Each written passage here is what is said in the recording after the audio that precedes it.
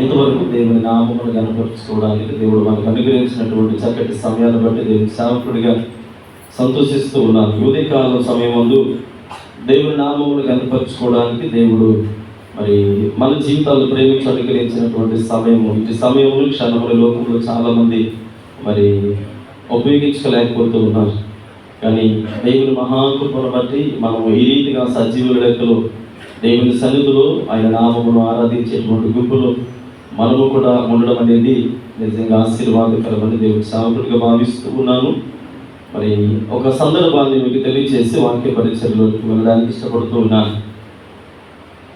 మన భారతదేశానికి స్వతంత్రాన్ని తీసుకొచ్చినటువంటి వ్యక్తుల్లో ఎక్కువగా ప్రాధాన్యత ఇచ్చేటువంటి వ్యక్తి ఎవరు అని అంటే చిన్నపిల్లలను అడిగినా వృద్ధులను అడిగినా వారు భారతదేశానికి స్వతంత్రం తీసుకొచ్చేటువంటి ఆ మార్గంలో చాలా ప్రాధాన్యత ప్రవర్తించిన వ్యక్తి ఎవరు అని అంటే జాతిపిత అయినటువంటి గాంధీ మహాత్ముడు తెలియజేస్తారు.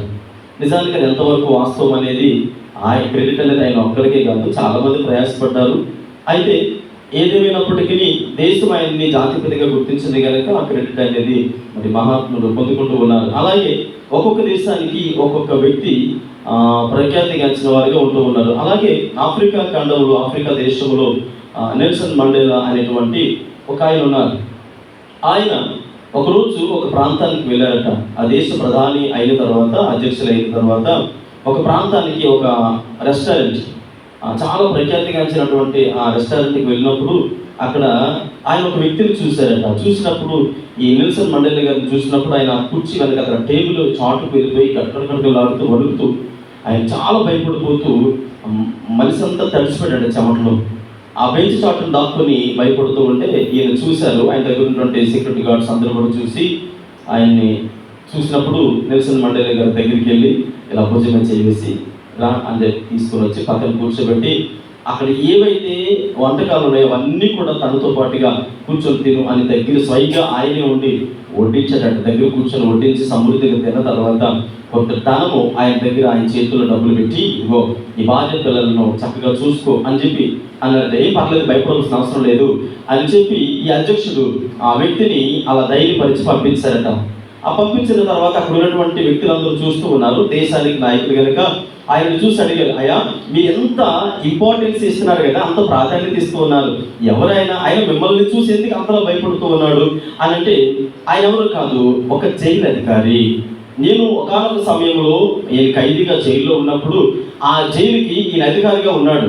ఆ చెరసాలలో నేను ఉన్నప్పుడు నా ఒంటి మీద వస్త్రాలు లేకుండా నన్ను భయంకరంగా తన బూటికాలతో తన్ని నన్ను తన నోటికి ఏ మాట వస్తే ఆ మాట భయంకరమైనటువంటి బూతులతో నన్ను తిడుతూ నాకు దాహం వేస్తుంది అని నేను గొంతు చించుకొని ఏడుస్తూ అడిగినప్పుడు నాకు ఇవ్వబడినటువంటి గ్లాసులో తను యూరిన్ పోసి ఇచ్చినటువంటి ఆ జైలు అధికారి అంత భయంకరమైనటువంటి హింసలను ఆయన చాలా చిత్రహింసలు పెట్టాడు. అయితే ఇప్పుడు నేను ఒక దేశానికి ప్రధానిగా ఉన్నాను కనుక, అధ్యక్షుడిగా ఉన్నాను కనుక నన్ను చూసి భయపడుతూ ఉన్నాడు అని ఆయన అన్నారట. అంటే ఇప్పుడు అందరూ అనుకున్నారు, ఏమయ్యా మరి అంత చిత్రహింసలు పెట్టాడు కదా, ఎంత భయంకరంగా మిమ్మల్ని మరి త్రోలనాడాడు కదా, ఆ రోజు చాలా భయంకరంగా బాధించినటువంటి ఆ వ్యక్తి మీ చేతులకి చిక్కినప్పుడు, మీకు కనబడినప్పుడు మీరు ఎందుకు పని చేయలేదు, ఎందుకు అతను అలా క్షమించి పైగా దగ్గర కూర్చొని మీరే వడ్డించి తనకి కావలసినప్పుడు ఆర్థిక సహాయాన్ని చేసి తన భార్య పిల్లలతో సంతోషంగా ఉండమని మీరు ఎలా చెప్పగలిగారు అని ఆయన చెప్పారట. అందరూ అడుగుతూ ఉంటాయని అన్నారట, ఒకప్పుడు నా జీవితం వేరు, ఇప్పుడు నా జీవితం వేరు. వాళ్ళు అనుకున్నారు ఒకప్పుడు ఖైదీ, ఇప్పుడు ప్రధాని, అంతే కదా తేడా అని అంటే ఆయన అన్నారట, ఒకప్పుడు నా జీవితంలో యేసుక్రీస్తు ప్రభుల వారు లేరు, కానీ ఇప్పుడు నా జీవితంలో యేసుక్రీస్తు ప్రభుల వారు ఉన్నారు. హల్లెలూయా.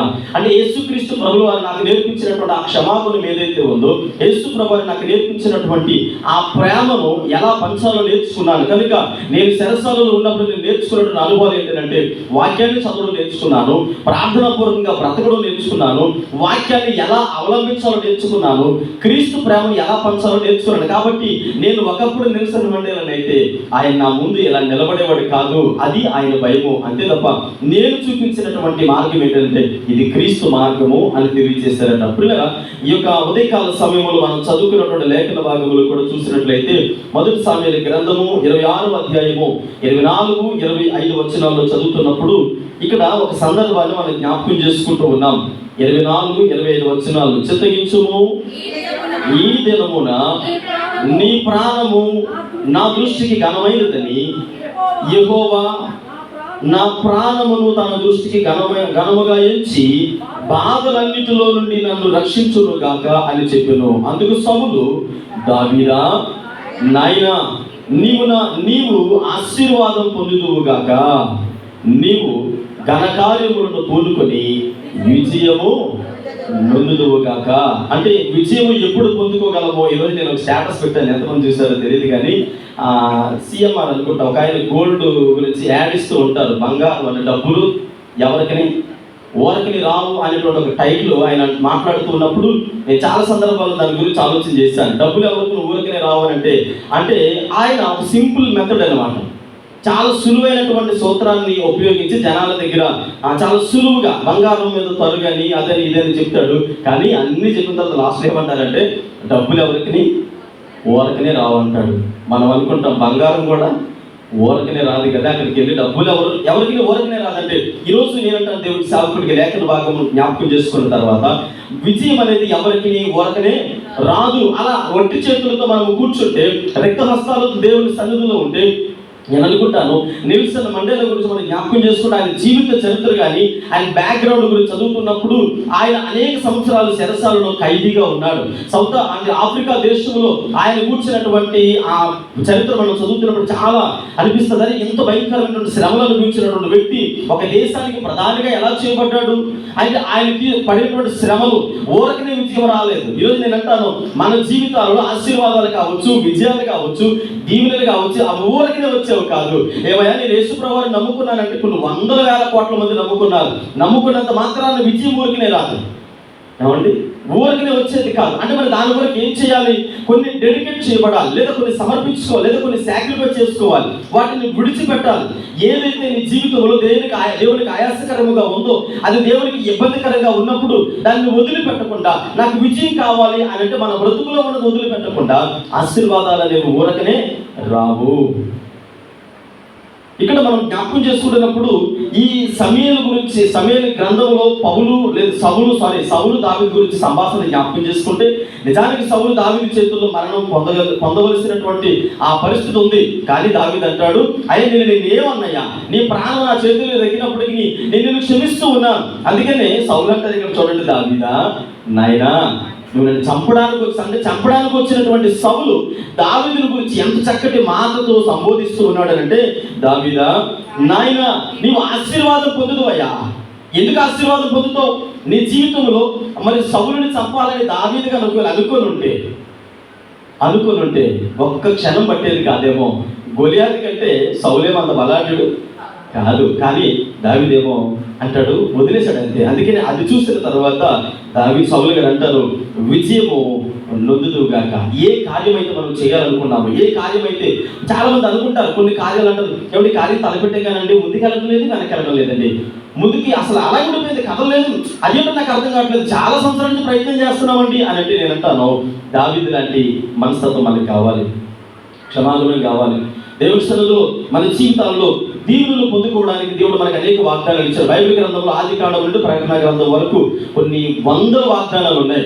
ఈ వాగ్దానాలన్నింటిలో నేను గత కొన్ని సండేల క్రితం మీకు తెలియజేస్తాను. January 31 December 31 January 1 వాగ్దానం తీసుకుని బైబిల్ పేజీలో పెట్టుకోవడానికి ఎంత మాత్రమో కాదు, అదే పరిపూర్ణ వాగ్దానం అని నేను చెప్పడం లేదు. మీరు అనుకోవచ్చు పాస్టర్ గారు నాకు ఇచ్చిన వాగ్దానం నెరవేరలేదండి అంటే అదొక్కటే వాగ్దానము కాదు. దేవుడు నీకు కొన్ని 100 వాగ్దానాలతో మాట్లాడుతున్నాడు ఆది కాండం నుండి ప్రకటన గ్రంథం వరకు. అంటే ఆ దేవుడు నువ్వు పొందుకున్న వాగ్దానం ఏంటంటే నీ జీవితానికి ఒక భరోసా, అంతే. దేవుడు నీ పక్షాన ఉన్నాడు.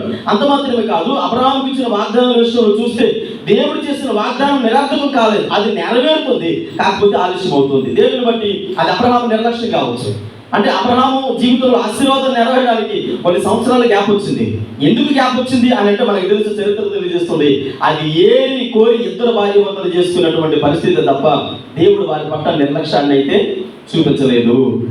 ఇక్కడ ఇన్ని వందల వాగ్దానాలు ఉన్నప్పుడు మనం ఏమనుకుంటామంటే చాలా సందర్భాల్లో మనకు ఉన్నటువంటి వాగ్దానమును మనమే చేతులారా పాటు చేసుకోండి. ఈ మాట నేను పదే ప్రతి మెసేజ్లో వినియోగిస్తూ ఉన్నాను. మీరు ఎంతవరకు అబ్జర్వ్ చేస్తారో నాకు తెలియదు, కానీ మన ఆశీర్వాదాలు మనమే పోగొట్టుకుంటూ ఉన్నాం. చూడండి, మనం బైబిల్ పట్టుకుని ప్రార్థనకు వస్తున్నాం అనుకోండి, ఎవరో పక్కింటి ఆవిడ విశ్వాసే ఏమంటున్నామో ఆకాశం నుంచి రాలిపడిందండి, దేవతలతో భక్తులు రాలండి, ఇంకెక్కడ ఇలాంటి భక్తులు అనగానే మనం ఏం చేస్తాం తెలుసు, సంఘలో బైబిల్ కాస్త తీసి చీరసాటు దాచుకుంటాం. చర్చికి వెళ్ళడానికి భయం. ఎందుకని? ఆవిడంటది, అమ్మో ఆకాశం నుంచి రాలిపడిందని విశ్వాసి. అప్పుడు మీరు ఏమన్నా తెలుసా? అవును నేను ఆకాశం నుంచి రాలిపడ్డా, అవును నేను విశ్వాసిని, అవును నేను దేవదూతని, అవును నేను భక్తి పరిరాలని. లేదా వచ్చి ఎవరైనా వచ్చి మిమ్మల్ని అన్నారండి, అబ్బా గొప్ప సింగర్ అండి, అమ్మ ఈవిడ పాడుతుంటేనండి వాళ్ళు మామూలుగా లేదనంటే మీరేం చెప్పాలి తెలుసా? నేను సింగర్ కాదు, నాకేదో మామూలు. అలా ఎప్పుడు ఒప్పుకోవద్దు, కాంప్రమైజ్ అవ్వద్దు. ఏం చెప్పాలి తెలుసా? ఆమేన్, హల్లెలూయా. ఇక్కడ దావీదు విషయంలో సౌలు అంటూ ఉన్నాడు, అయ్యా నువ్వు ఘనకార్యములు చేయి కోరుకుంటావు, నువ్వు ఆశీర్వదించబడతావు అంటే దావీదు ఏమన్నా అడుక్కున్నాడండి? భిక్ష వెతుకున్నాడా? ఆయన అంటాడు, వాళ్ళ పిల్లల తరాల వరకు కొన్ని వందల సంవత్సరాల వరకు ఆశీర్వాదం కారకుడిగా ఉన్నాడు. హల్లెలూయా. మనం ఏం చేస్తామంటే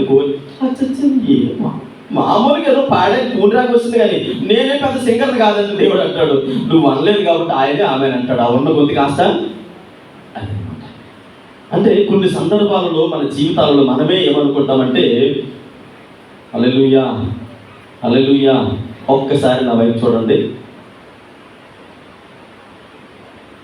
వాక్యం చెప్పేటప్పుడు దయచేసి కొంతమంది యవనస్తులకు తెలుసు కనుక ఏం చేస్తున్నారో మీకు అర్థమవుతుంది కనుక చాలా జాగ్రత్తగా ఉండాలి. దయచేసి ఇంకొకసారి అలా అనిపించుకోవద్దు, పేరు చెప్పించుకోవద్దు. ఓకే, ఆశీర్వాదములు అనేవి మన చేతులారా మనము పోగొట్టుకోకూడదు. సరే, మిమ్మల్ని అన్నారు, ఓ ఎంబీఎస్ అండి గొప్ప ప్రిపేర్ అయిపోతుంది, ఐఏఎస్ అండి ఐపీఎస్ అంటే మీరేం చెప్పాలి తెలుసా? ఆమేన్ అంతే. బాబు రేపు నీ కాలేజ్ వచ్చిందంటే ఆమేన్. అమ్మ ఇదిగో రేపు నువ్వు పెద్ద బంగారు కడతావు, ఆమేన్ అనండి అంతే. ఆ మిగతా పని ఎవరు చేస్తారు? దేవుడు చేస్తాడంతే. సౌలు నువ్వు ఆశీర్వాదం నువ్వు దావీదా నాయనా అంటే దావీదా ఆపేపా, అయ్యా నువ్వు ఇచ్చిందే కదా, ఏదో రాజ్యంలో సగభాగం ఇచ్చావు, ఏదో నువ్వు దయ చూపిస్తే నీ కుమార్తె ఇచ్చి వివాహం చేసావు, అచ్చా మీలాంటి పెద్దవాళ్ళు అలాంటి మాట్లాడతారు ఏంటండి అని అన్నాడు దావీదు? అనలేదు. ఆమేన్. ఈరోజు మన జీవితాల్లో దేవుని సన్నిధిలో గెలుపు కొరకు ప్రయత్నం చేస్తూ ఉన్నాం. నేనంటాను, విజయం అనేది ఊరకనే వచ్చేది కాదు, కానీ దేవుని సహాయం కూడా ఖచ్చితంగా కావాలి. వాగ్దానముల మీద ఆధారపడకుండా ఏ ఒక్కరు కూడా విజయాన్ని సాధించలేరు. దేవుడు వాగ్దానం ఇస్తూ ఉన్నాడు, ఆ వాగ్దానములు పట్టుకొని ఆమేన్ చెప్పడం మన పని. ఎవరొకరు ద్వారా ఎవరి గురించి అంటారు చూడండి. కొన్ని సందర్భాలు మనం వెళ్ళిపోతున్నప్పుడు మన స్నేహితులు, శ్రేయాభిలాషులో, లేదా ఇరుగు పొరుగు వారు, లేదా శత్రువే కావచ్చు, ఏమంటారు తెలుసా? మనల్ని పడగొట్టాలని, ఏదో పని వెనకలాగాలని ఏదో ఒక చిన్న మాట అంటారు. నీ ముఖాలు కారుగున్నప్పుడు చూద్దాంలే అని అంటే నేను అంటాను, దేవుడు ఇచ్చినప్పుడు ఏ ఒక్కడు ఆపజాలడు. దేవుడు నీకు ఇవ్వాలనుకుంటే ఎవరు ఆపజాలరు? నీ ముఖమే కారే అంటే అవును కారే, ఏం పర్లేదా? దేవుడు ఆకాశ వాక్యంలో తెరవగలిగినటువంటి దేవుడిని ఆశ్రయించమండి. మన దేవుడు భిక్ష ఎత్తుకునేవాడు కాదు. మన దేవుడు లేదా నా దగ్గర లేదయ్యా నేను ఖాళీ హస్తాలతో ఉన్నానని రక్త హస్తాలతో పంపించే దేవుడు కాదు. ఎవరైతే విశ్వాసంతో ఆయన పాద సన్నిధానంలో ఉంటారో ఖచ్చితంగా వారి జీవితాన్ని ఆశీర్వదించేటువంటి దేవుడు. ఒక మాట నేను చెప్పేసి ముందుకెళ్తాను. నా బీటెక్ ఫైనల్ ఇయర్ అవుతున్నప్పుడు కృష్ణా జిల్లాకు చెందినటువంటి ఒక అన్నయ్య మామూలుగా కొంతమంది డ్యూటీలు వేస్తారు. బైబిల్ కాలేజీలో ఉన్నప్పుడు ఒక్కొక్క టీంకి 30 మంది ఉంటారు. ఒక్కొక్క టీంకి డ్యూటీలు వేస్తూ ఉంటారు. డ్యూటీ అవర్స్ అంటే ఎర్లీ మార్నింగ్ లేసి బాత్రూములు కడిగేవారు కొంతమంది అయితే, క్యాంపస్ ఊడ్చేవారు కొంతమంది అయితే, వెజల్స్ క్లీన్ చేసే గిన్నెలు కొంతమంది అయితే, ఇలా క్యాంపస్లో రకరకాల పనులు చెప్తారు. నాకు అప్పగించినటువంటి పని బాత్రూములు క్లీనింగ్. మా టీం అంతా కూడా బాత్రూమ్ క్లీన్ చేసేవాళ్ళు. అయితే జనరల్ కన్వెన్షన్ కార్యక్రమాలు జరుగుతూ ఉన్నాయి. జనరల్ కన్వెన్షన్ జరుగుతూ ఉంటే అక్కడ చాలా మంది, కొన్ని వేల మంది మీటింగ్స్కి వచ్చారు. కొన్ని వేల మంది మీటింగ్స్కి వస్తే నాకున్నటువంటి ఆసక్తి ఏంటంటే పాటలు పాడడానికి అందరూ ఎన్నికవుతున్నారు, అందరూ సెలెక్ట్ అవుతున్నారు. నేను ఎక్కడో మోల్ ఉన్నాను. మన బాత్రూమ్ నుండి కదా, బాత్రూమ్ శుభ్రంగా కడిగి చాలుకున్నాను, 100 మంది వస్తూ ఉన్నారు. ఆ బాత్రూమ్ నీట్గా లేకపోతే మరలా ఆ బాత్రూమ్ లీడర్ ఎవరైతే ఉన్నారో అతను పిలిచి అతనితో కడిగించేవారు. కనుక ఆ టీంలో నేను నెంబర్ కనుక ఎందుకు మాటలు గాయడం అని చెప్పేసి మా పని పని చేసుకుంటూ చక్కగా బాత్రూంలో కూని రాగలు తీసుకొని ఏదో పాటలు పాడుకుంటూ కడుక్కొని వచ్చేసాను. కడుక్కొని వచ్చిన తర్వాత ఒక అన్నయ్య నా దగ్గరకు వచ్చాడు. నేను సార్ పిలుస్తున్నారు అని చెప్పాను. ఏమన్నా నేను తప్పు చేశాను? బాగానే అడిగాను, నా డ్యూటీ నేను బాగానే చేశాను కదా. నాకు అప్పగించినటువంటి 5 రూములు అయితే ఏవైతే ఉన్నాయో అవి నీట్గా నేను చేశానంటే అదేవో నాకు తెలియదు. నేను ఆఫీస్ రూమ్ రమ్మన్నారు అనగానే నేను వెళ్ళిన ఆఫీస్ రూమ్కి వెళ్ళగానే సార్ చెప్పండి సార్ అనగానే, సరే నీవు రేపు వచ్చేటప్పుడు సాయంత్రం బాత్రూమ్ క్లీనింగ్ కాకుండా నువ్వు క్వాయిర్ టీమ్ దగ్గరికి వచ్చి సార్ నిన్ను ఆ క్వాయిర్ టీంలో జాయిన్ అవ్వమన్నారు అని చెప్పాను. నాకు అర్థం కాలేదు. నేను బాత్రూమ్కి అడిగినప్పుడు ఏ అన్న అయితే వచ్చి అరే నువ్వు ఇంటర్నేషనల్ సింగర్వా అని నన్ను ఎటకారం చేసి ఎగతాళి చేసినటువంటి ఏ అన్న అయితే ఉన్నాడో ఆ అన్న వచ్చి సార్ నిన్ను ఆఫీస్ రూమ్ దగ్గరికి రమ్మన్నారు అంటే నేనేమనుకున్నానంటే, జనరల్గా మనిషిలో 2 రకాల తత్వాలు ఉంటాయి. ఇది ఇదంటారు ద్విపాత్రమే ఉంటాయి కదా. మనుషులో 2 పాత్రలు ఉంటాయి. ఒకటి విశ్వాసము, రెండవది అవిశ్వాసం. నేను అనుకున్నాను అయిపోయింది నా పని, బాత్రూమ్ సరి కడలేదు, అందుకే నాకు పనిష్మెంట్ ఇవ్వడానికి అని అనుకున్నాను. మనలో పక్కన ఏమనుకున్నానంటే, ఆయన ఖచ్చితంగా క్వాయిర్ సెలెక్ట్ చేసి ఆయన క్వాయిర్ నడిపించి ఆయన వేరే డిపార్ట్మెంట్కి చెందినవాడు కాదు కనుక ఒకవేళ నన్ను కానీ సెలెక్ట్ చేస్తారేమో.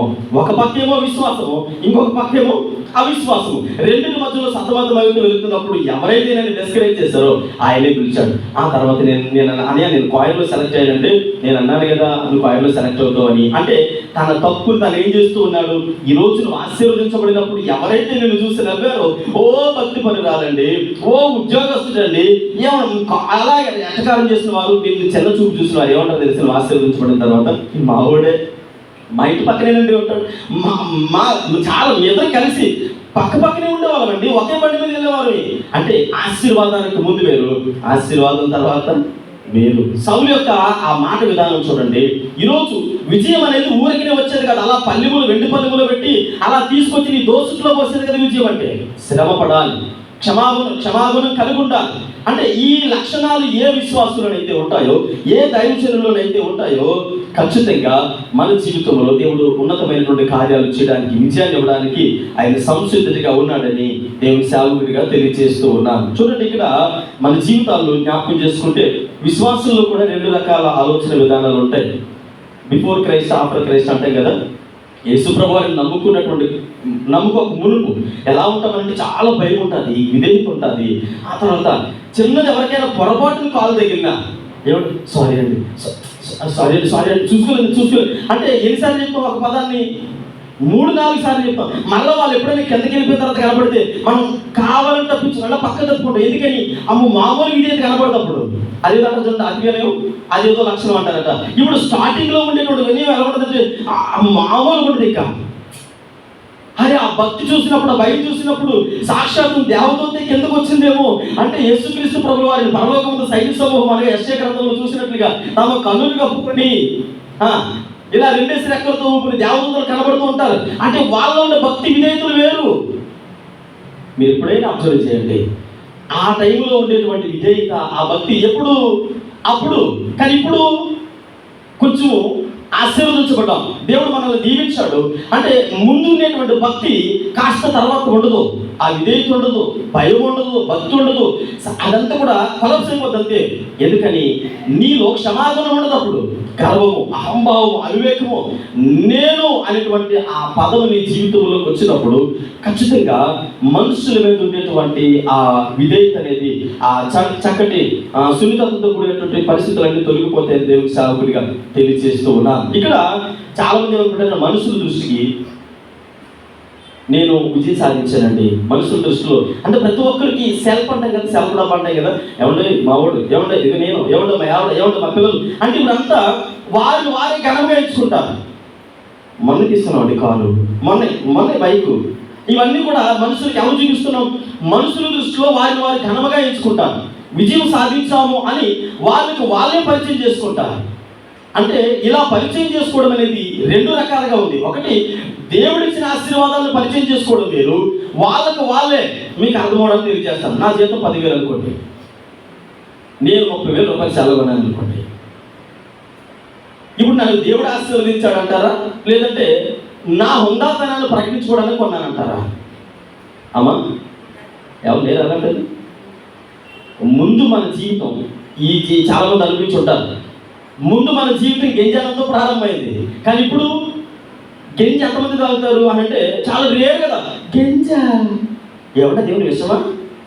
ఎప్పుడు చూడని పదమా? పోనీ ఎప్పుడు వెళ్ళలేని పదం గెంజ. గెంజ గెంజ అంటే అసలు ఆ పదం మనకు తెలియదా? ఏమంటే ఈరోజు మన చికెన్ బిర్యానీ అండి, మటన్ బిర్యానీ, ఫిష్ ఫ్రై అంటారు. అంటే ఈ ఫిష్ ఫ్రై అప్పుడు ఎందుకు లేదు, ఇప్పుడు ఎలా వచ్చింది? అంటే బిఫోర్ ఎలా ఉంది, ఇప్పుడు ఎలా ఉంది మన యొక్క జీవితము? అంటే అప్పుడు జీవితానికి ఇప్పుడు జీవితానికి చాలు వేసుకుంటే ఒకవేళ పొరపాటు చల్లగా ఉంటుంది, నిమ్మకాయ గింజలు నిమ్మకాయ పెట్టి వచ్చారు ఏమనుకుంటున్నాను, నిమ్మకాయ గెంజి తీసుకొచ్చేస్తావా? అసలు నా రేంజ్ ఏంటో తెలుసా? రేంజ్ మారిపోయింది. ఇప్పుడు నిమ్మకాయతో గింజలు నిమ్మకాయ పెట్టి కాదు, వేరేది కావాలి. ఆ వాడికి గెంజి సహకరించడం, వేరేది కావాలి. అంటే అప్పుడేంటి ఇప్పుడు ఏంటంటే నేనంటాను, అప్పుడు జీవితం వేరు, అప్పుడున్న భయభక్తి వేరు, అప్పుడున్న విధేయత వేరు, అప్పుడున్న వినయం వేరు.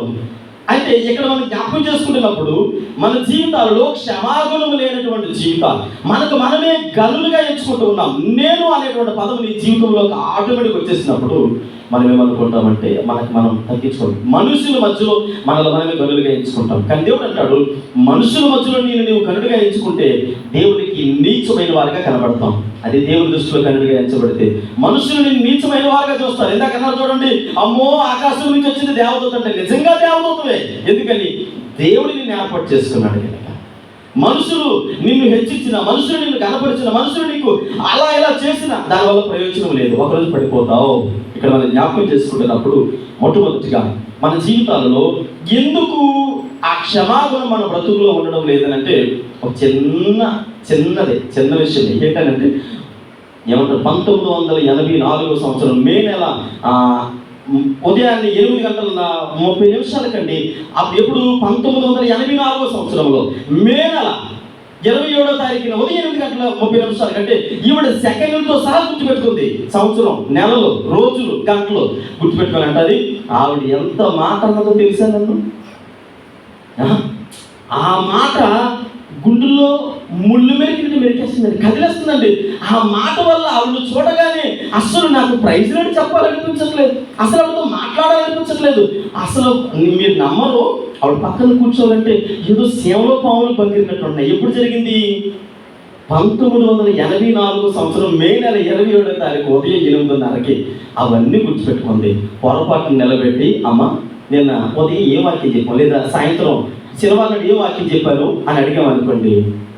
1984 సంవత్సరంలో మే నెల 27 ఉదయం 8:30 గుర్తుంది, కానీ వాక్యం ఏం చెప్పామని అన్నది అడిగామనుకోండి. మన రిఫరెన్స్ చెప్పండి అంటే బైబిల్లోనే చెప్పారు పాస్టర్, ఇది మాత్రం వాస్తవం. కానీ అది ఏం చెప్పారు నాకు? ఎందుకని క్షమాగుణం అనేది వాక్యానికి మన హృదయంలో ఆటోమేటిక్ లోకానుసారమైన పరిస్థితులు అన్నీ నిండిపోయినాయి కనుక వాక్యానికి స్థలం ఎక్కడ ఉంది? ఒకటే ధ్యాస, ఆవిడే నీ మనసులో ఉంది. ఎవరైతే టార్గెట్ చేస్తారో వాళ్ళని మనసులో, వాక్యానికి స్థలం లేదు. వాక్యానికి స్థలం ఉండాలంటే ఇక్కడ సౌలుకి ఒకటే ఉంది, దావీదుని చంపాలా, దావీదుని చంపాలి అలాగైనా. కానీ దావీదు విషయానికి వచ్చేటప్పటికి సౌలు గురించి పెద్దగా పట్టించుకోవడం లేదు, తన బంధం చేసుకుంటున్నాడు. దేవుని ప్రార్థన చేయాలి. నాకు తెలియకూడదు దావీదు ఎన్నిసార్లు దేవునితో గడిపాడు రోజుకి? దేవునితో ఎన్నిసార్లు స్తుతించేవాడు? 7 సార్లు. ప్రార్థన అంటే నేను అనుకుంటా దావీదుకి పని పాటు లేదు, ఖాళీగా ఉన్నాడు కదండి. ఖాళీగా మామూలుగా ఏ పని పాటు లేడు కదా దావీదు, అంతేనా? కాదు కదా. నేను అనుకుంటా దావీదుతో పోల్చుకుంటే ప్రధానమంత్రి కూడా తక్కువే. ఒక దావీదుతో పోల్చుకుంటే ప్రధానమంత్రి కూడా తక్కువే. ఈరోజు ప్రధానమంత్రి చిటికేస్తే కొన్ని 100 మంది వచ్చేస్తారు. ఆయన ఏం చేయాల్సిన అవసరం లేదు, ఆయన ఒక సైన్ చేస్తున్నారు, మిగతాదంతా కూడా ఆ టీం చేసుకుంటారు. కానీ దావీదుకి అలా లేదు, కత్తి పట్టుకుని వెళ్ళి యుద్ధం చేయాలా. దావీదే స్వయంగా వెళ్ళి, మన యుద్ధం జరిగింది కదా పాకిస్తాన్కి, మనకి ప్రధానమంత్రి గారు వెళ్ళి ముందు నిలబడి గన్న పట్టుకుని ఉన్నాడా? ఎక్కడ కూర్చున్నాడు? ఎర్రగొట్టలో కూర్చున్నాడు. కూర్చొని అక్కడ కూర్చొని అంటాడు, ఎవరు కేంద్ర మంత్రిని తీసుకుని, అమిత్ షా గారిని తీసుకుని వచ్చి ఏంటి విషయాలు, ఏంటి అసలు విషయం, ఎలా ఉంది పరిస్థితులన్నీ తీసుకురండి, ఎంతమంది చనిపోయారు, ఎంతమంది ఉన్నారు, వాళ్ళ కుటుంబాలకి ఏమి ఇవ్వాలి, ఇంకా సైన్స్ అంటే మనకి ఏం కావాలి, ఆయుధ కర్మాగారాలు ఏం కావాలి, ఇలా కనుగొన్నాడు. దావీదుకి అలాంటి పరిస్థితి లేదు. యుద్ధం ప్రారంభిస్తే ఈ కత్తి పట్టుకుని ముందు నిలబడాలి. ఎందుకని? రాజు కనుక. అంత పనిలో ఉండి కూడా దేవుడితో అంత సమయాన్ని ఇచ్చేవాడు. అంటే దేవునికి ఇచ్చినటువంటి ప్రాధాన్యత ఇక్కడ మనం జ్ఞాపకం చేసుకుంటున్నప్పుడు విజయం అనేది ఊరికనే వచ్చేది కాదు. నీ బ్రతుకులో ఉండేటువంటి పరిస్థితులు ఏవైతే ఉన్నాయో ఎవరెవరుకున్నా క్షమాపణ కలిగి ఉండాలా. సౌలు విషయంలో దావీదు కలిగి ఉన్నాడు. అయ్యా నేను క్షమిస్తూ ఉన్నాను, బయటికి చెప్పలేదు అంతే. అందుకని అది గుర్తించడానికి సౌలు అంటాడు, నువ్వు ఆశీర్వదించబడతావయ్యా. మిమ్మల్ని ఎవరైనా చెప్తున్నారా? మీకు ఎవరైనా ఇలా అంటున్నారా? అది మామూలుగా ఎటకారంగా నవ్వులాట్లో మిమ్మల్ని కించపరచాలని చెప్పినా సరే మీరు ఏం చెప్తారో తెలుసా? ఓ వచ్చాడండి అన్నారు అనుకోండి, ఎందుకంటే అమ్మో బాబు ఇప్పుడు రేపే కొనేస్తారండి, రేపే వచ్చే ఉద్యోగం అండి, రేపే కట్టేస్తారు ఇల్లు అంటే అన్నారు అనుకోండి, మీరు ఒకటే చెప్పండి ఆమేన్. అవును కాక దేవుడు ఖచ్చితంగా మీ మాట ప్రకారంగా జరిగించను కాక అని చెప్పండి. అంతేగాని ఆ బెబ్బ మాకు అవదండి అంటే నిజంగానే అవ్వకుండా పోతుంది. కనుక రెండో విషయాన్ని జ్ఞాపకం చేస్తూ ఉన్నాను. రెండో విషయాన్ని, విజయం అనేది ఎవరి జీవితంలో కూడా ఊరకనే వచ్చేది కాదని మనకు అందరికీ తెలుసు. అయితే విజయం మన జీవితంలో రావాలి అంటే రెండవది ఏం చేయాలి? దేవుని కనపరచాలి. ఏలి దైవజనుడితో దేవుడు అంటాడు, ఇదిగో ఏలి నీకు 2 కుమారులు ఉన్నారయ్యా. 2 కుమారుల విషయంలో నేను కొంచెం కలత చెందుతూ ఉన్నాను. ఎందుకు కలత చెందుతున్నాను? వారు దేవుని పరిచయంలో ఉండవలసిన వారు, దేవుని సన్నిధిలో ఉండవలసిన వారు, దేవుడిని కనపరచవలసిన వారు. కనుక ఎవరైతే దేవుడిని కనపరుస్తారో దేవుడు వారిని కనపరుస్తారు. 91వ కీర్తనలో కూడా ఈ మాట మనకు కనబడుతూ ఉంటారు. ఆయన్ని కనపరుచిన వారు, నేను తనని కనపరుస్తూ ఆయన్ని కనపరుస్తున్నాను కనుక ఆయన నన్ను హెచ్చించడం లేదు, ఆయన నన్ను కనపరుచిన మాట మనం జ్ఞాపకం చేసుకుంటాం. విజయం మన జీవితంలో రావాలి లేదా పొందుకోవాలంటే ఖచ్చితంగా ఏం చేయాలి? ఆయనను గణపరిచేవారిగా ఉండాలని దేవుని సేవకుడిగా తెలియజేస్తూ ఉన్నాను. చూడండి, దేవుణ్ణి గణపరిచేవారిగా మనము ఉండకపోతే, విజయం అనేది మన జీవితంలో రాదు. పిల్లలు జ్ఞాపకం చేసుకోండి. ఇక్కడ చూడండి, 1 పేతురు రాసిన పత్రిక 2వ అధ్యాయము 20వ వచనం ఒకసారి చదువుకొని ముందుకు వెళ్దాం. 1 పేతురు రాసిన పత్రిక, తప్పిదములకై దెబ్బలు తిన్నప్పుడు సహించిన యెడల మీకేమి ఘనము? మేలు చేసి బాధపడినప్పుడు మీరు సహించిన యెడల అది దేవునికి. చూడండి, ఇక్కడ మనం జ్ఞాపకం చేసుకున్న మొట్టమొదటి విషయాన్ని మీకు తెలియజేశాను. మనము క్షమాగుణం కలిగి ఎప్పుడు ఉండాలంటే, ఎవరో మనల్ని తిట్టారు లేదా ఏదో అన్నారని మన చెవులు పడింది, అప్పుడు ఏం పర్లేదు, దేవా మీకు వందనాలు, వాళ్ళు మీకు అప్పగిస్తున్నానని చెప్పేసి అప్పగించడంలో ఇదొక ప్రాధాన్యత. రెండవది, మనము దేవుణ్ణి కనపరచాలి. మీకు ఇందాక తెలియజేశాను, దావీదేవి ఖాళీగా కూర్చొని ఏ పని పాటు లేనటువంటి వ్యక్తి కాదు. ఇశ్రాయేల్ ప్రజలకు 2వ రాజు అని అంటే బోలెడని బాధ్యతలు. అంతకు ముందు సౌలు కాలంలో ఉన్నప్పుడు ఇశ్రాయేల్ జనాంగం అంతా కూడా కొలాప్స్ అయిపోయింది. గొలియాతు ఇశ్రాయేల్ ప్రజలను ఫిలిష్తీయులందరూ కూడా మాటకి వచ్చి వారిని ఇబ్బంది పెట్టడము, చాలా హింస పెట్టడము, వారు పండించినటువంటి పంటలను నాశనం చేయడము, ఇలా అనేక రీతులుగా బాధపడుతున్నప్పుడు దావీదు రాజ్యానికి వచ్చిన తర్వాత ఒక పక్క అబ్షాలోము తన కుమారుడు ద్వారా వెంటాడుతూ ఉన్నారు, ఒక పక్క సౌలు ద్వారా వెంటబడుతూ ఉన్నారు, మరో పక్క రాజ్యం మీదకి వచ్చినటువంటి శత్రువులు ఫిలిష్తీయులు కానీ అమాలేకీయులు కానీ ఇలా అనేక రీతిలుగా దావీదు మీదకి 4 పక్కలు దాడి చేస్తూ ఉంటే, వీటన్నిటి మధ్యలో దావీదు నేర్చుకున్నటువంటి ఒక ముఖ్య ప్రాధాన్యతతో కూడిన అంశం ఏంటంటే దేవుణ్ణి కనపరచడం నేర్చుకున్నాడు, దేవునికి ప్రాధాన్యత ఇవ్వడం నేర్చుకున్నాడు. ఎప్పుడైతే దేవునికి ప్రాధాన్యత ఇచ్చాడో అప్పుడు దావీదు యొక్క జీవితాన్ని దేవుడు ఉన్నతమైనటువంటి స్థితిలో నిలబెట్టినట్లుగా మనం చూడగలుగుతూ ఉన్నాం. పిల్లలు జ్ఞాపకం చేసుకున్నాం, మన బ్రతుకులో కూడా అగ్రస్థానం అంటాం కదా. ఎన్ని విషయాల్లో మనము అభివృద్ధి చెందినా మొట్టమొదటి ప్రాధాన్యత దేవునికి ఇవ్వాలి. చాలా మంది అనుకుంటారు, నేను సో అండి అని నేను చెప్పడం లేదు, మీకు తెలుసు, మీ స్థితులు, మీ స్థానాలు, మీ స్థాయిలు మీకు తెలుసు, నేను ఫలానా అని అనుకుంటారు. అనుకున్న తర్వాత నేనేంటండి అని అంటారు. నేనేంటండి అంటే దేవుని కంటే గొప్పవాడు అయితే కాదు కదా. దేవుని కంటే నేనంటాను, ఇప్పుడు నా స్థానం వేరు. ఇప్పుడు నేను అన్నాను పాస్టర్ అంటే ఎవరు గొప్ప? పాస్టర్ అంటే సంఘానికే పాస్టర్, కానీ దేవునికి కాదు కదా. ఇప్పుడు దేవుడు అంటాడు, నేను పెట్టిన భిక్ష కదా నీకు ఆయువు, అవునా కదా. ఆయన ఒకవేళ ఇప్పుడు చూడండి, దీపం యెహోవా పెట్టినటువంటిది కదా, నాకున్నటువంటి ఆయువు ఏదైతే ఉందో అది ఆయన పెట్టినటువంటి భిక్ష. ఇప్పుడు నేను పాస్టర్ గారినండి, నేను ఎందుకు పరిచయం చేయాలని అనుకున్నా ఆయన ముందుకెళ్ళి తాతకు దగ్గర లేకపోతాడు. ఆయన నువ్వు ఎవడో అసలు, నేను అభిషేకిస్తూ వచ్చిన వాడు, నేను ఏర్పాటు చేసుకుని వచ్చిన వాడిని, అవునా కదా. నా స్థాయిని దేవుని దగ్గరికి వెళ్ళి చెప్పుకోకూడదు. ఇప్పుడు మన పరిస్థితి ఎలాగుందంటే, ఎన్ని పనులున్నా, ఎన్ని స్థాయిలున్నా, అది చేసే ఉద్యోగం ఏదైనా, వ్యాపారం ఏదైనా, మన పనిపాట్లు ఏవైనా, దేవుని మందిరానికి వచ్చేటప్పటికి, దేవుని పరిచయకి వచ్చేటప్పటికి, దేవుని పాదముల దగ్గరికి వచ్చేటప్పటికి మన స్థితులన్నీ కూడా జీరో. ఎందుకని మనందరికీ హీరో ఎవడు? ఆయనే. హీరో ఎవరంటే ఆయనే, మనము కాదు. నేను వెళ్ళి ఆయన దగ్గరికి వెళ్ళి నేను ఫలానా అంటే, అరే నిన్ను కలుగు చేసి జీవాత్మ ఉంది నేనే కదా అంటానే. కనుక ఇక్కడ జ్ఞాపకం చేసుకున్నట్లయితే మీకు తెలుసు మార్టిన్ లూథర్ గారు ఈయన జర్మనీ దేశంలో మరి ఉన్నటువంటి వ్యక్తిగా, ముఖ్య నాయకుడిగా మనకు తెలుసు. ఈయన చేసినటువంటి కొన్ని పనులు ఏంటంటే ఆర్షయం తప్పుడు సిద్ధాంతాలని ప్రతిపాదిస్తుందని చెప్పేసి ఆయన ఒక్కడే ముందుకొచ్చి, అయ్యా ఇది తప్పు, ఇది కాదు, దేవునికి అగ్రస్థానం ఇవ్వాలి, మనుషులకు కాదు అని చెప్పి దేవునికి మొట్టమొదటి ప్రాధాన్యతను తీసుకుని వచ్చినటువంటి వ్యక్తిగా ఈయన తీసుకుని వచ్చి మాట్లాడిన తర్వాత ఈయన చేసినటువంటి పని అంటే ఒక ఉద్యమకారుడిగా ఉండి క్రైస్తవ్యాన్ని, మనకు తెలుసు ఈ లూథరన్ కానీ లేదా బాప్టిస్ట్ కానీ కొన్ని పెంతెకోస్తు కానీ కొన్ని సంఘాలు డివైడ్ అవడానికి గల కారణం ఆర్షం నుంచి తప్పుడు సిద్ధాంతం నుంచి బయటకు రావడానికి ముఖ్య కారణం మార్టిన్ లూథర్ గారు. ఈయన ఈ ప్రతిపాదనలు ఎప్పుడైతే తీసుకొస్తే చాలా మంది అతన్ని ఇబ్బంది పెట్టారట. చాలా మంది ఇబ్బంది పెట్టినప్పుడు ఆయన వచ్చి మాట్లాడారట, ఎంత గొప్ప విజయాన్ని మీరు సాధించారు కదయ్యా, ఎలా సాధించారు అంటే ఆయన చెప్పినటువంటి మాట ఒకటే, చాలా జ్ఞానం కలిగిన వారండి, అబ్బా నిజంగా ప్రపంచంలో మీలాంటి జ్ఞానం ఎవరికి లేదు, మీరు చాలా తెలివైన వారు అనగానే మార్టిన్ లూథర్ గారు వచ్చి ఇంటర్వ్యూలో చెప్పారట, ఇది నా విజయం కాదు, దేవుడు నాకు ఇచ్చినటువంటి జ్ఞానము.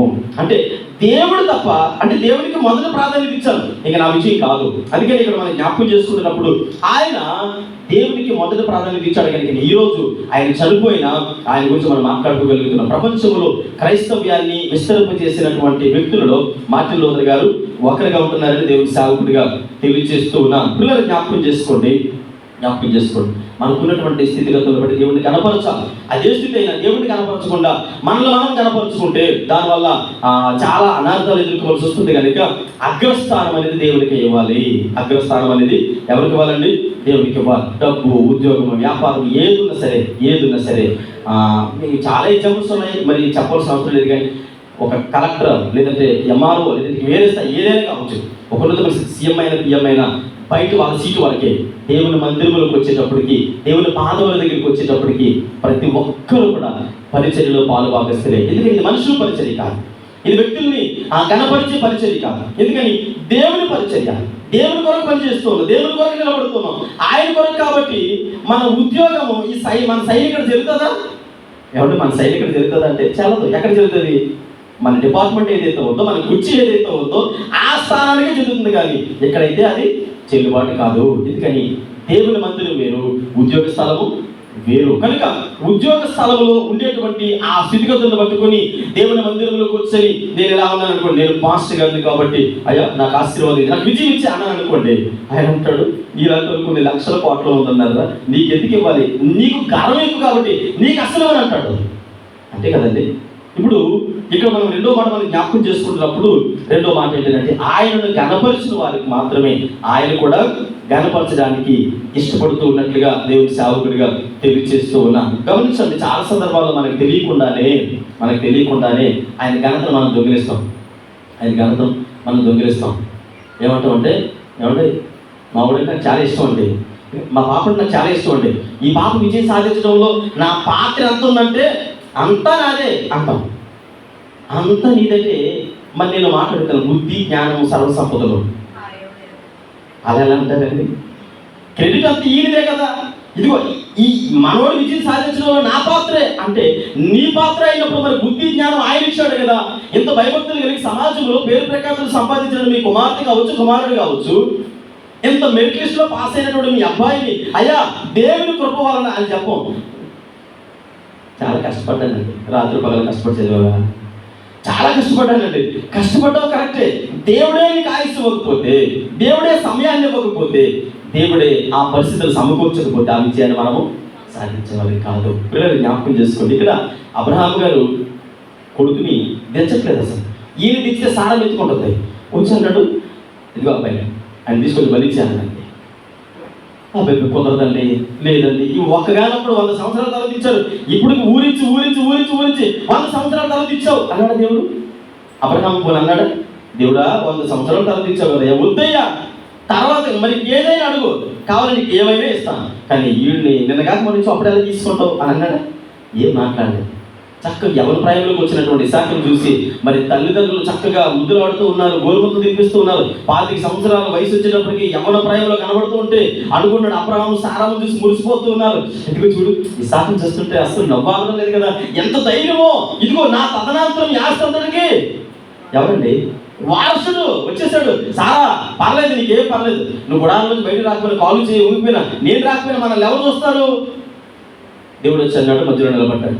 సరే నీ ముద్దు ముచ్చట్ల తర్వాత కానీ ఎటు తీసుకొచ్చి మోరియా పర్వతం బలిచ్చింది అనగానే ఆ గుండె జారిపోయి ఉంటుంది. ఏమనుకుని ఉంటాడు అబ్రహాము? ఏం మాట్లాడేది. అయ్యా మీరు ఎలా చెప్తే అలాగే అది వారు మాట్లాడకుండా తీసుకెళ్లి మోరియా పర్వతానికి వెళ్ళిపోయాడు. అంటే ఆయన కనపరిచినప్పుడు అబ్రహాముకి తెలుసు, నేను దేవుడిని కనపరిస్తే దేవుడు నన్ను కనపరుస్తాడు.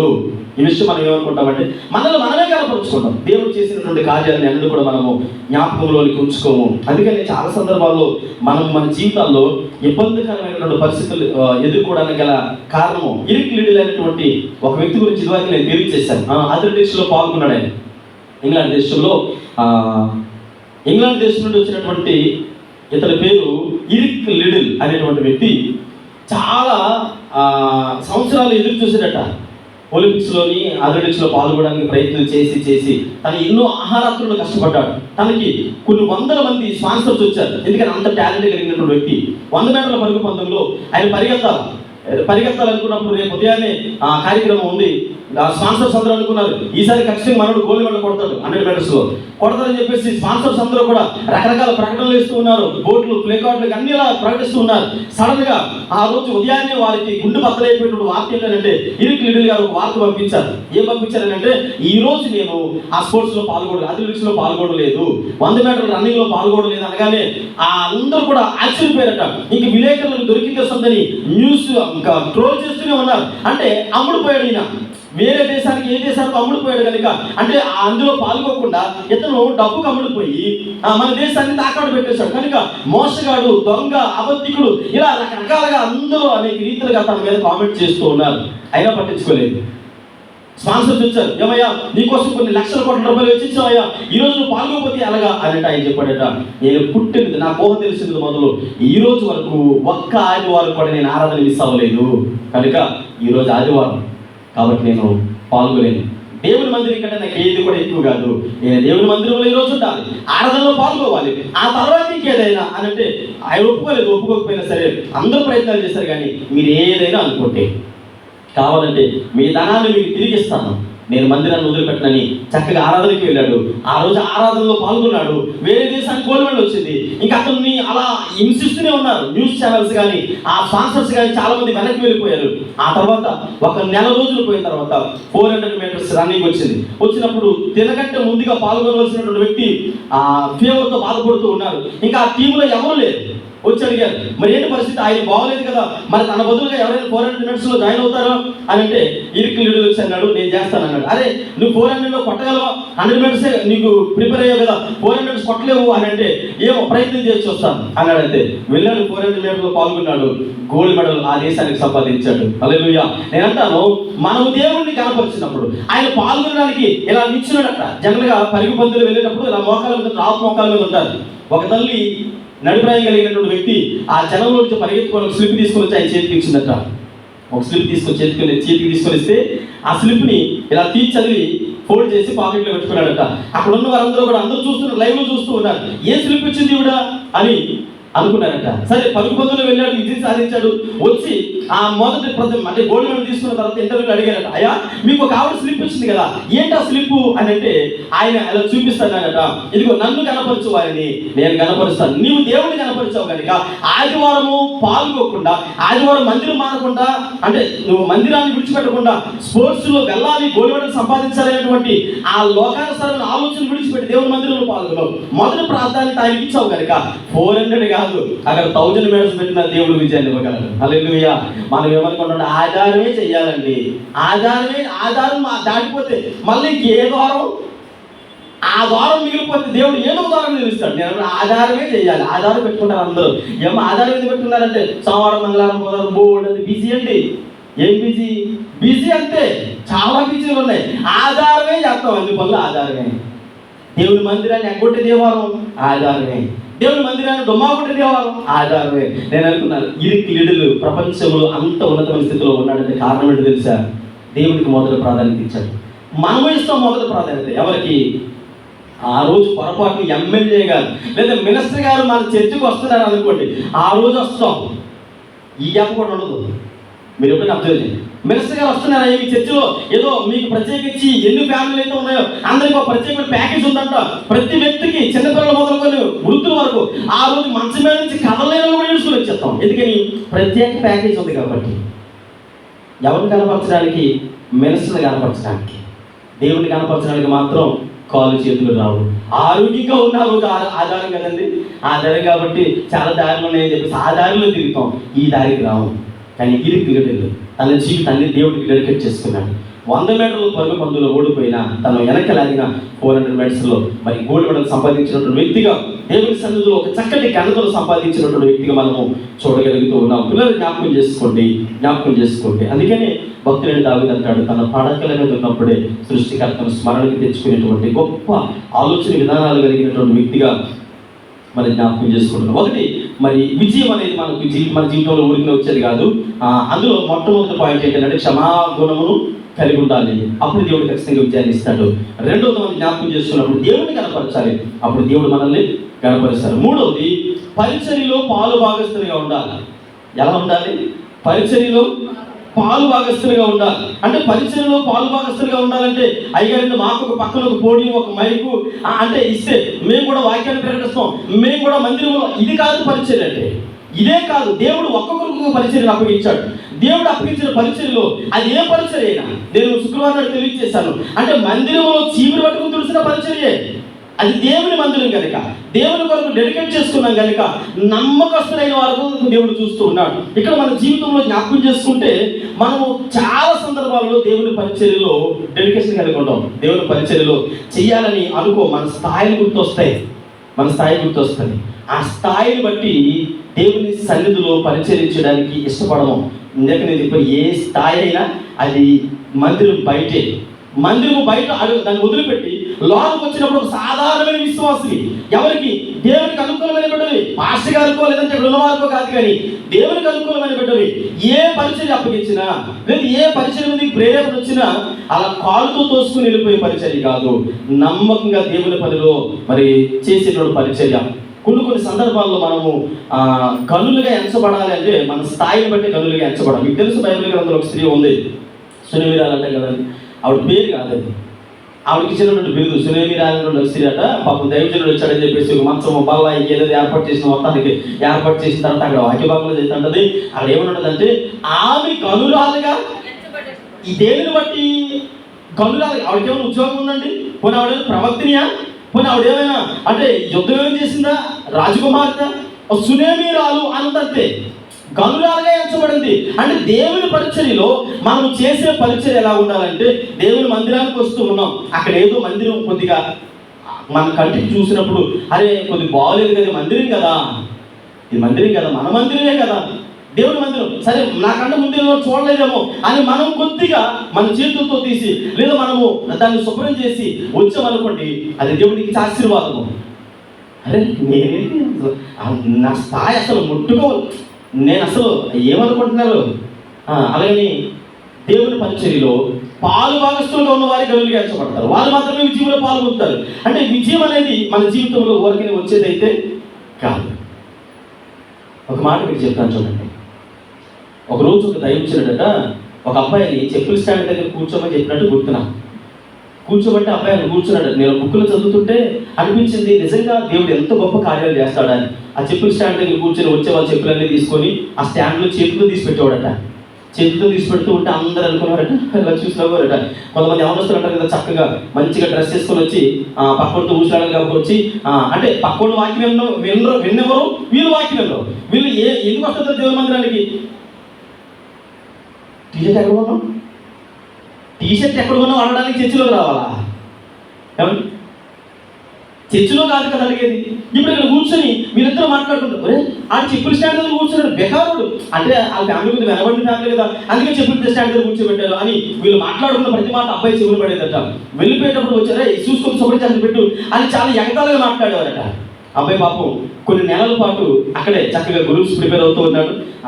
ఏ పట్టించుకోండి దైవజనుడు ఏ పని అప్పగించాడో ఆ పనిలో నమ్మకస్తుగా చెప్పులే అక్కడ పెడుతూ కొన్ని నెలలు పోయిన తర్వాత చక్కగా ఒక మంచి పొజిషన్లో మన మందిరానికి రోజు ఒక కలెక్టర్ గారు వస్తున్నారు అని చెప్పారట.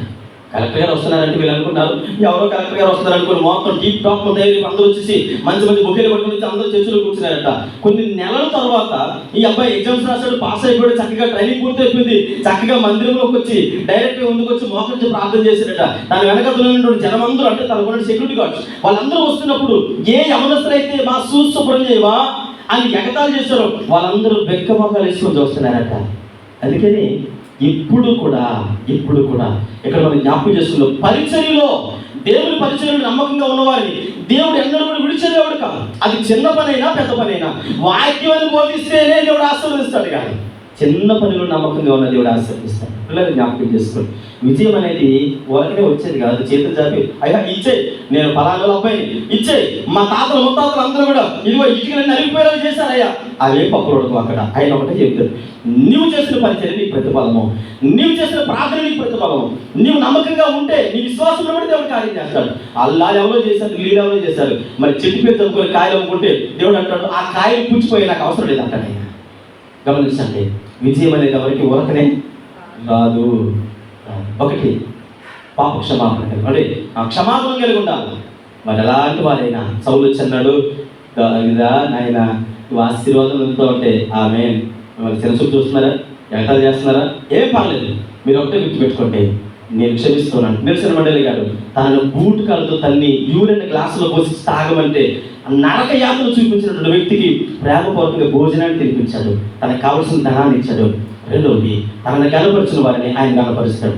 దావీదు దేవుడిని గనపరిచాడు, దేవునికి మొదటి ప్రాధాన్యత ఇచ్చాడు. ఇంకా తన వంశాంకులు అనేది ఆశీర్వదించబడింది. ఆ వంశంలో యేసుక్రీస్తు ప్రభువు వారు వచ్చారు. ఈరోజు మనందరం కూడా ఆయన ఆరాధించగలిగేటువంటి జ్ఞాపకం చేసుకునే స్థితిని దేవుడు ఇచ్చాడు.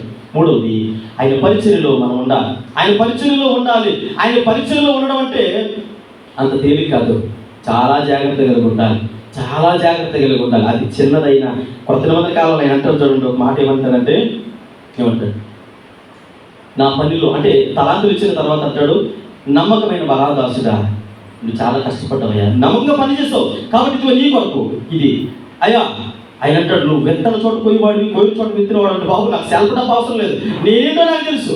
నువ్వు దేవుడిని పొగిడి ఆయన పడగొట్టాలని ఎలా నువ్వు మబ్బు పెట్టి మాదిరిగా రాయాల్సిన అవసరం లేదు. ఆయన అంటాడు, నాయన నువ్వు ఆగు అని చెప్పేసి, నువ్వు నమ్మకం లేని వాడివి, నేను ఇచ్చిన తలాంతులు నువ్వు పాడు చేస్తున్నావు, నా పరిచయంలో నమ్మకస్తులు లేవు కనుక నువ్వు నాకు అవసరం లేదని తలాంతులు తీసి ఉపయోగించేవాడికి ఇచ్చారు. మీరు అనుకుంటున్నారేమో నేను ఇది వరకండి పాడితే బాక్సులు బద్దలైపోయాడు, మైకులు బద్దలైపోయాడు. ఒకప్పుడు కరెక్టే, మరి ఇప్పుడు ఎందుకు అయిపోయింది అంటే తలాంతులు పాడు చేసుకుంటున్నావేమో. దేవుడు నీకు ఇచ్చాడు, దాన్ని పోయి తీసుకొని పెట్టావా?